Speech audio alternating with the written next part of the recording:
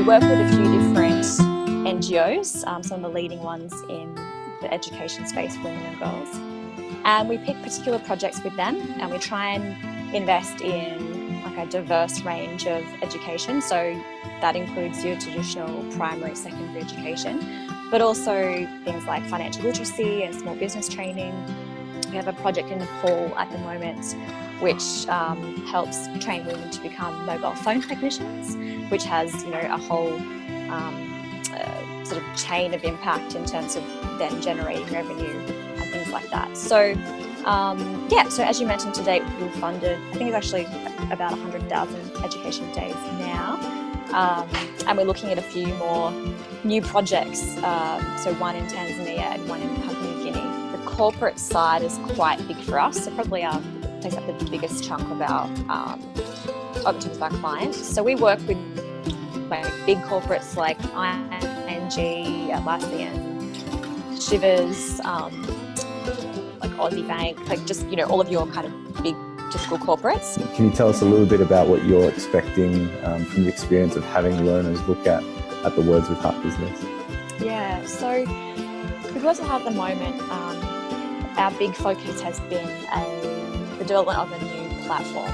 So traditionally, right up until now, and a lot of the print industry still works like this, where if a customer is interested in ordering something, business cards, etc., invitations, they would just email or call up a printing company and say, hey, I want this many invitations, can you send me through a quote? And so all of that kind of transaction would happen back and forth over email. It's really time-consuming and frustrating, especially for customers that sometimes want options really quick. They can assess all of their various options and make a decision, a purchasing decision. So for us as well, it's been really difficult because we just have too much business. We can't service all of the business that we have coming through to us because it takes such a long time, and customer service is really important to us too, so we don't want to skip on that.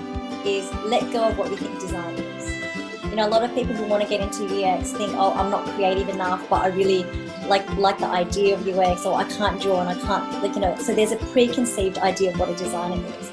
However, I believe that as a design thinker, if you can let go of what you think things are and be curious, and if you have a passion for being empathetic, if you have a passion for understanding people, understanding behaviors, you're probably 50% of the way there and building the skills to be a UX designer. Exciting thing about being part of Harness projects and being a mentor is that these students get a real life project.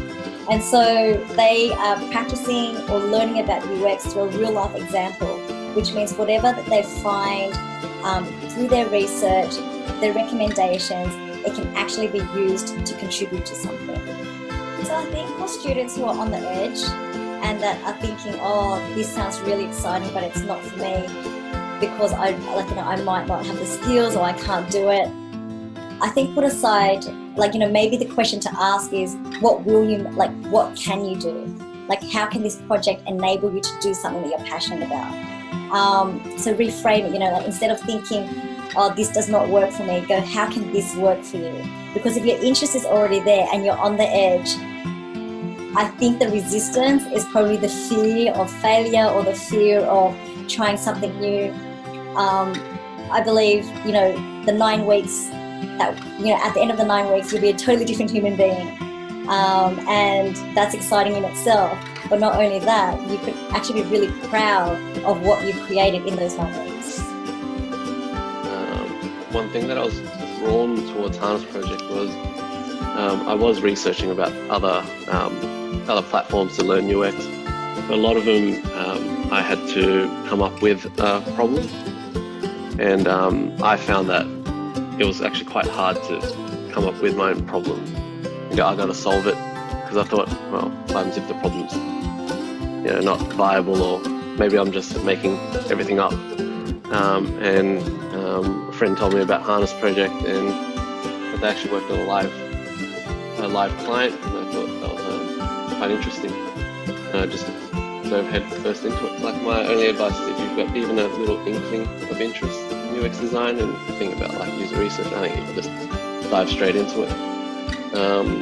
I think now that I've done 6.5 weeks, I kind of wish I did this a lot sooner. I think I regret not taking it up and learning new skills. I guess I'm learning more than just UX, I guess. Just like designer thinking is probably one of the main things I should have concentrated on over the years. I guess that's it. I guess give it a go. You're always going to doubt yourself, but I guess if you give it a go. I feel like I probably needed Yummii in my life years ago. like coming into every workshop in the morning, like I'm doubting myself if I've done the work correctly, or like I don't know where I'm at, and then by the end of it I'm like charged to just like go out there and just do it. She gives like amazing feedback, like even if like she always like she probably has so many like analogies lined up that she always can like pull out an analogy and like relate it back to your problem or how you're feeling. She's definitely a person to keep in my network, like even after the course, because even for a bit of advice, she's like pretty good. Actually, that's probably an understatement. She's amazing, and she's good with feedback, encouraging. She really empowers you to go on and just do your work, even though in the back of your mind you have no idea what you're doing. But I feel like you feel like you know what you're doing. That's how I feel about Yummii. Like it's amazing.